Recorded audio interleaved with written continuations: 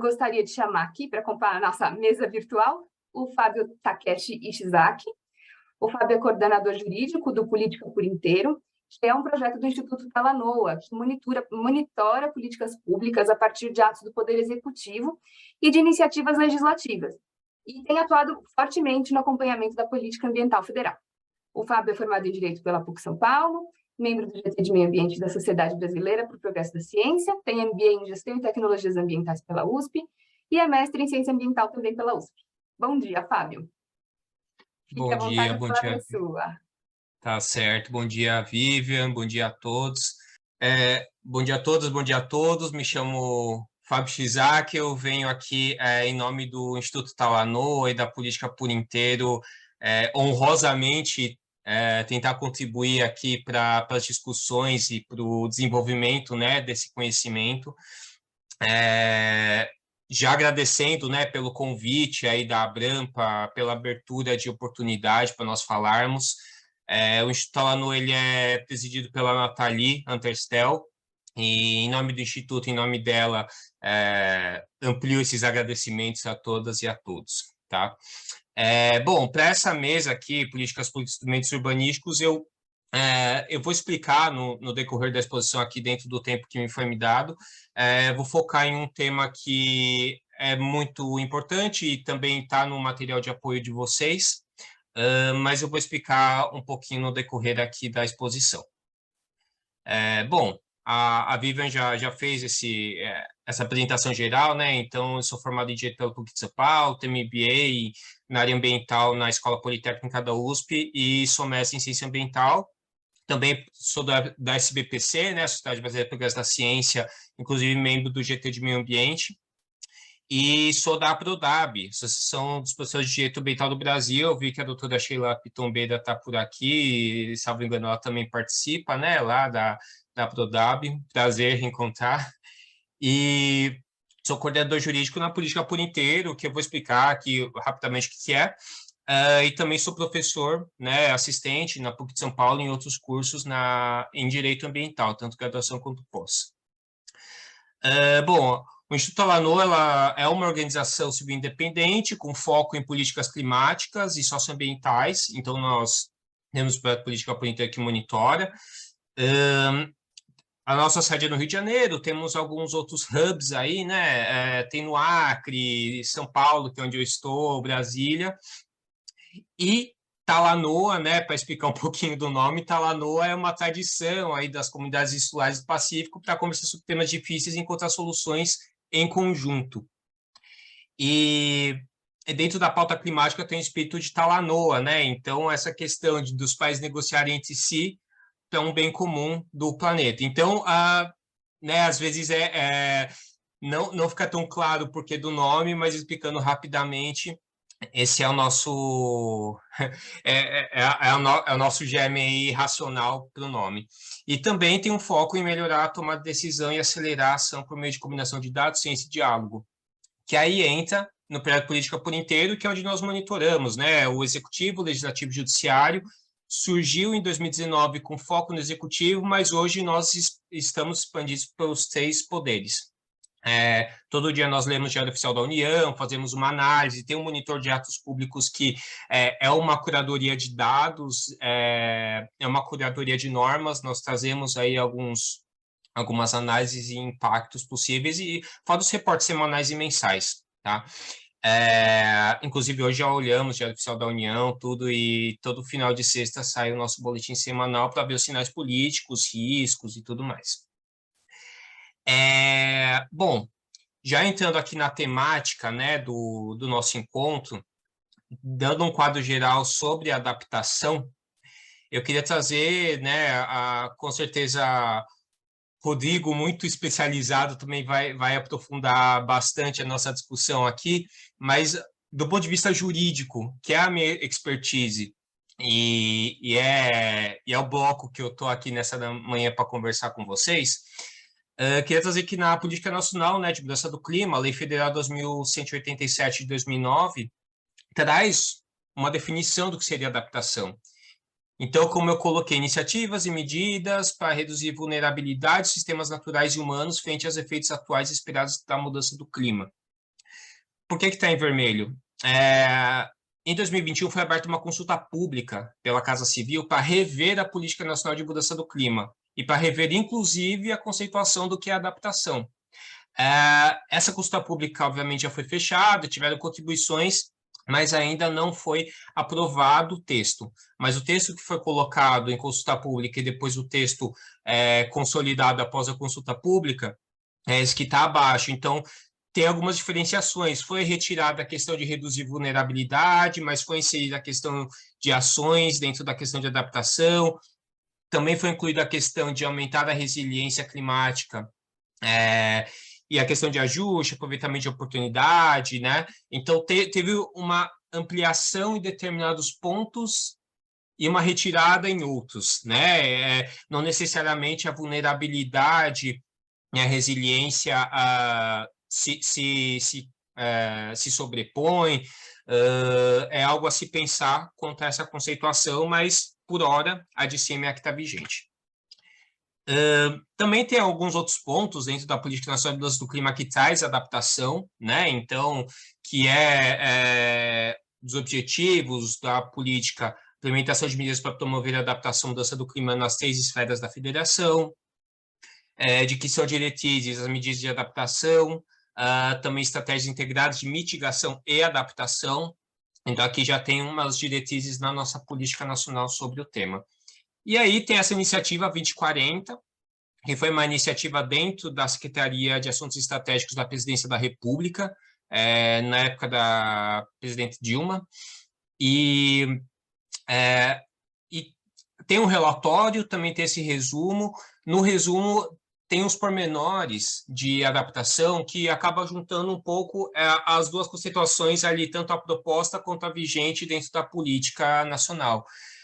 Então, fala da adaptação como ajustamento de sistemas naturais humanos ao clima real esperado, seus efeitos, e também envolve redução de riscos e vulnerabilidades. E aí é importante também trazer o que tem no Acordo de Paris, inclusive por conta do recente julgado quanto ao Fundo Clima, que o ministro Barroso inseriu, considerou o Acordo de Paris na sua legalidade dentro da questão dos tratados de direitos humanos, né, ampliando para os tratados ambientais. E no Acordo de Paris, no artigo 7, tem 2 eles trazem, né, adaptação ao desafio global, habitado por todos, com dimensões locais, subnacionais, nacionais, regionais e internacionais. Também traz que deve ser orientado em nível nacional, sensível a gênero, participativo, plenamente transparente. Acho que dentro de boas práticas que nós já vimos em várias outras frentes, tanto dentro do Brasil quanto fora, né, da questão de participação e transparência e também das boas práticas, das políticas públicas.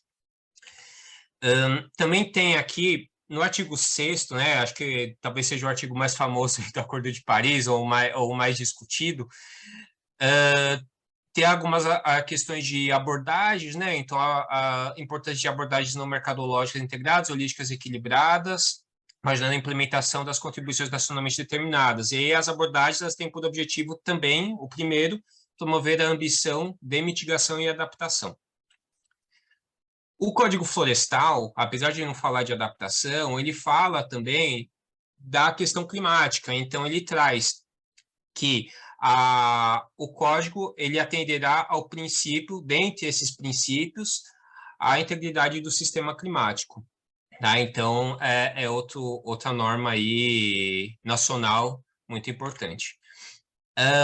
E para o meio urbano, né, entrando um pouco já um pouco mais a fundo na temática, no meio urbano nós temos aí o relatório do IPCC, que está referenciado no documento de apoio também, né, esse relatório do grupo 2, que é impacto, adaptação, que ele traz um ponto ali, nesse 5.7, no contexto urbano, da governança e das áreas verdes urbanas, né, um sentido macro aí, das áreas verdes urbanas. E dentro disso, dentro da questão do meio ambiente urbano e da vegetação, queria entrar um pouco mais a fundo, então, no Estatuto da Cidade, né, uma norma muito importante para a questão urbanística, e o Estatuto da Cidade, ele traz, né, que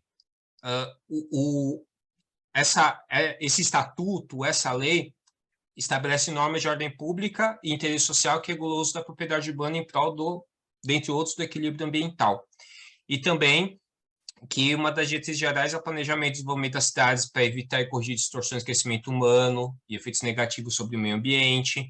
Também tem a questão de diretrizes gerais por ordenação e controle do uso do solo, né, para evitar a deterioração de áreas urbanizadas e a degradação ambiental, e também com foco em proteção, preservação e recuperação do meio ambiente.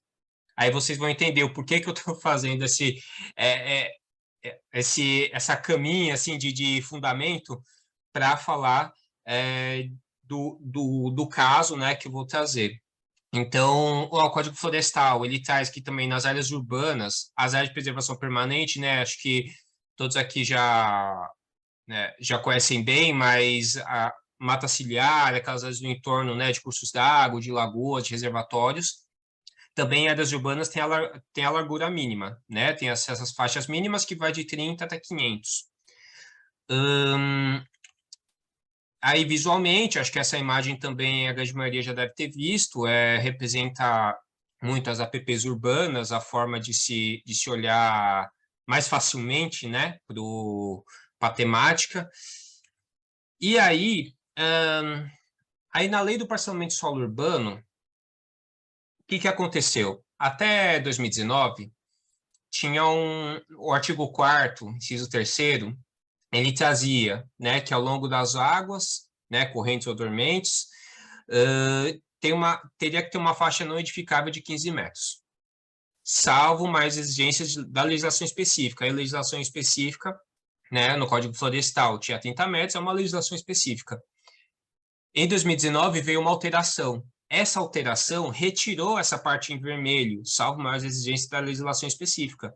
Então ficou uma regra geral de 15 metros. Em 2021, no apagar das luzes do ano, né, no penúltimo dia do ano, foi publicada a Lei Federal 14.285/2021, que alterou totalmente essa sistemática. Então, que falou que a faixa não edificável deverá respeitar a lei municipal ou distrital. E aí vai ter um planejamento, tudo, em área urbana consolidada. Então, a metragem de 15 metros não está constante, e também se jogou para os municípios e distrito a questão de ordenação dessas faixas não edificáveis dentro da sua localidade. Esse tema, antes da norma de 2021, né, até quando veio a alteração de 2019, foi tema de discussão no Superior Tribunal de Justiça, que é o tema 1010, tema repetitivo 1010. E a questão que foi submetida à época foi sobre a extensão de faixa não edificável a partir de margens de cursos d'água naturais, em trechos caracterizados como área urbana consolidada. Então, qual que era o conflito? Saber se aplicava aquela metragem do Código Florestal de mínimo 30 metros e máximo 500, ou se era o de 15 metros da Lei de Parcelamento de Solo Urbano. Então, esse era o conflito para se entender o que se faz, né, dentro do contexto urbano. Foi julgado e a tese firmada foi que prevalece o Código Florestal. Né? Então, foi trazido na vigência do novo Código Florestal, que se não edificavam nas áreas de preservação permanente qualquer curso d'água, inclusive em termos caracterizados como área urbana consolidada, deve respeitar o que foi disciplinado pelo artigo 4º, caput, inciso 1º, alíneas A a E, que são aqueles que eu mostrei agora há pouco, né? Aquele artigo das metragens. Essa é a ementa do julgado. Na ementa do julgado, eles é explicitado que, apesar de ter vindo aquela alteração, né, dessa lei 13.913, que é essa do segundo bloco, né, que tirou a parte em vermelho de exigências de legislação específica, apesar dela ter sido publicada e ter alterado, ela não afasta a aplicação do Código Florestal, justamente porque o Código Florestal está garantindo a mais ampla proteção do meio ambiente, área urbana e rural e a coletividade. Então, esse foi o racional, tá? Aí, para dar um pouco do contexto do que se tinha também de controvérsia na época em alguns tribunais. Aqui é do TJ de São Paulo. Essa jurisprudência era também um conflito entre uma área construída,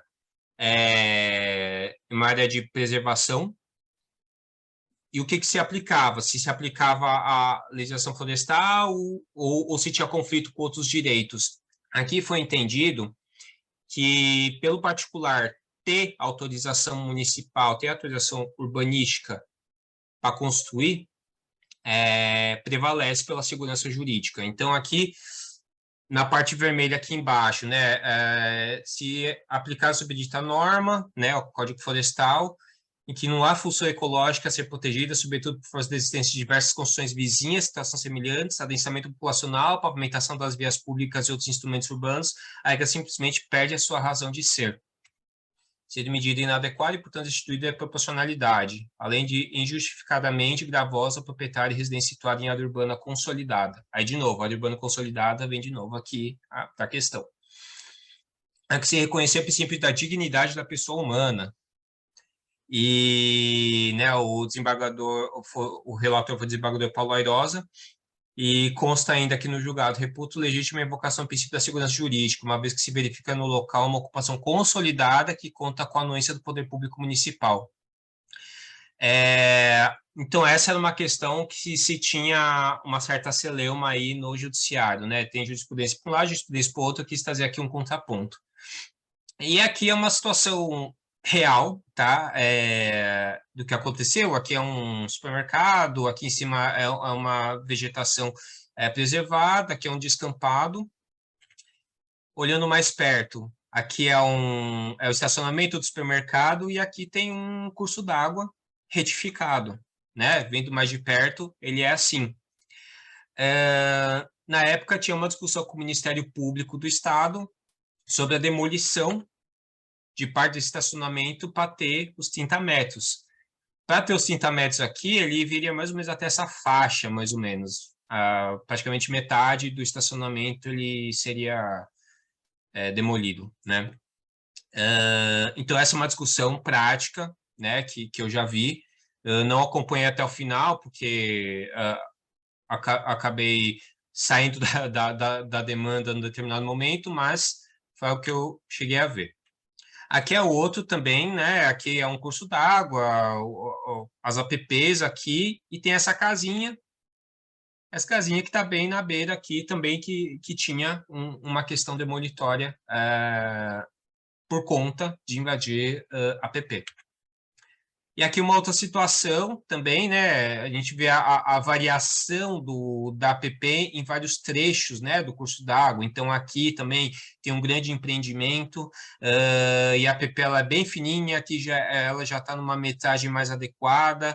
Então, as complexidades do meio urbano, né? E a gente sabe como que a vegetação ela é importante para a adaptação climática e para as políticas públicas urbanas também.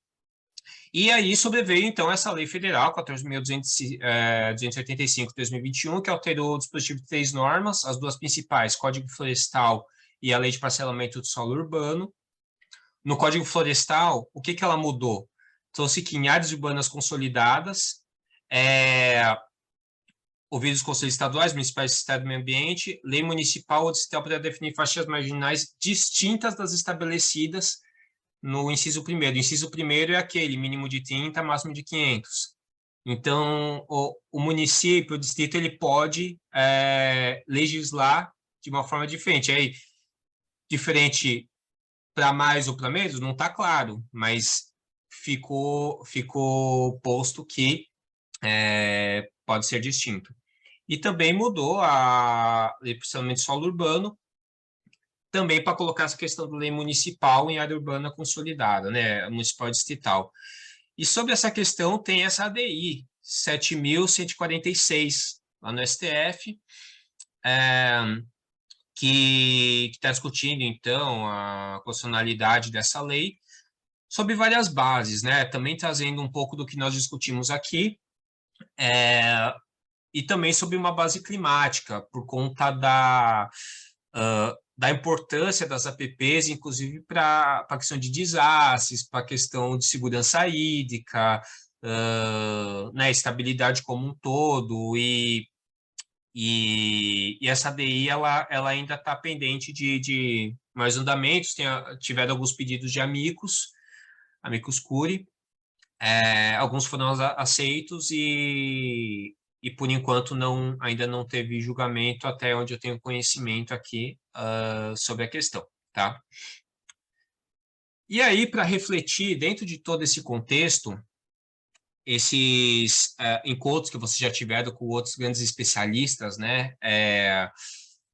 Pensar, né, a litigância macro, a litigância, o corpo a corpo ali para com os tomadores de decisão, ao processo administrativo, o inquérito e o processo judicial também, né, quanto estratégia para a mudança de uma postura, seja o poder público, dos particulares, e uma efetiva influência em políticas públicas. Isso é algo que na Talanoa nós nos preocupamos muito, quando, né, nós estamos em uma demanda judicial específica, que é do carvão mineral, mas quando nós pensamos em tanto ou entrar em demandas ou elaborar documentos, quanto que isso influencia na prática ali, né, no dia a dia, na tomada de decisão, nas políticas públicas. E então a litigância, acho que ela tem esse condão, né, é muito importante. E é interessante que nos insumos que foram mostrados aí no início, né, por conta da última aula, a gente vê um pouco, né, dessa preocupação pela influência aí, na prática da questão da litigância. E também pensar como litigar, né, que você, qual ação que eu vou escolher para discutir tal tema, será que eu não estou sobrepondo outra ação, essas questões mais processuais mesmo.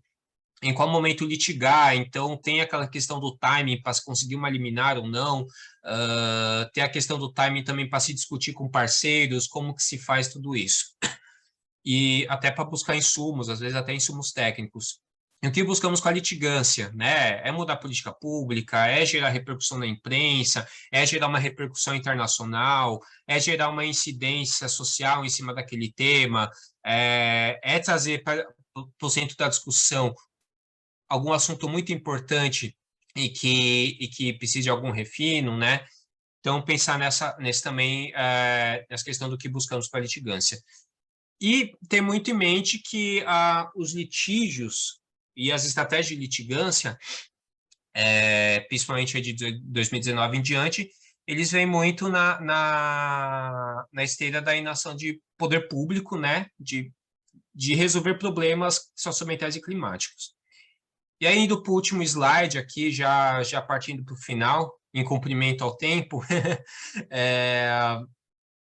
queria só trazer, né, tem várias outras temáticas possíveis dentro da adaptação. Ao invés de eu listar, eu quis trazer o que já está na legislação. A Política Nacional de Mudança do Clima, ela já dá um norte de muitos temas que nós poderíamos ficar uma manhã para cada um desses temas que são muito complexos, mas é importante a gente ter em mente que eles também incidem sobre a agenda de adaptação. Então, o artigo 11, parágrafo único da Política Nacional de Mudança do Clima, ele traz, né, a questão da adaptação, questão de energia elétrica, transporte público urbano, sistema modal, indústrias das mais variadas, mineração, serviço de saúde agropecuária, assim, alguns mais incidentes na área rural, outros incidentes na área urbana, mas fato é que dentro da nossa discussão aqui nós podemos discutir qualidade do ar, poder discutir a variação mesmo dos transportes dentro da cidade, né, a descarbonização também da matriz energética, o que o consumidor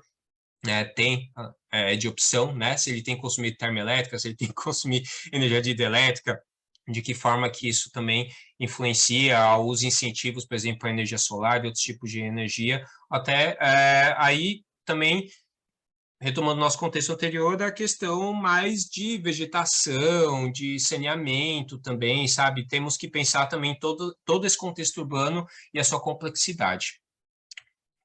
Então, foi isso. Estou dentro do tempo. Eu agradeço novamente aqui a Abrampa, a todas e a todos pela oportunidade. Estou aberto aqui para discussão, para debatermos e espero que tenha contribuído aqui com vocês para esse fechamento aí desse curso desses encontros que foram tão enriquecedores, né? Então, obrigado de novo.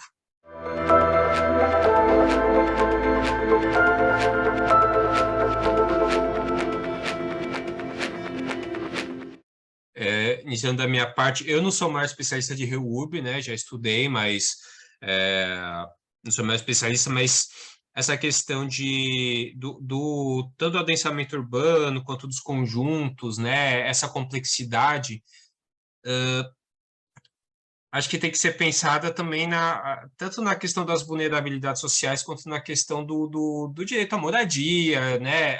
Acho que também a questão ambiental, ela não pode fugir do socioambiental, na verdade, né? A gente tem que olhar também para essas questões. Então, do que eu já vi da REURB e tudo, eu não tenho restrições quanto à sistemática, né? Não sei hoje em que pé está a questão da REURB, mas conceitualmente não vejo grandes problemas de início. A questão das APPs urbanas,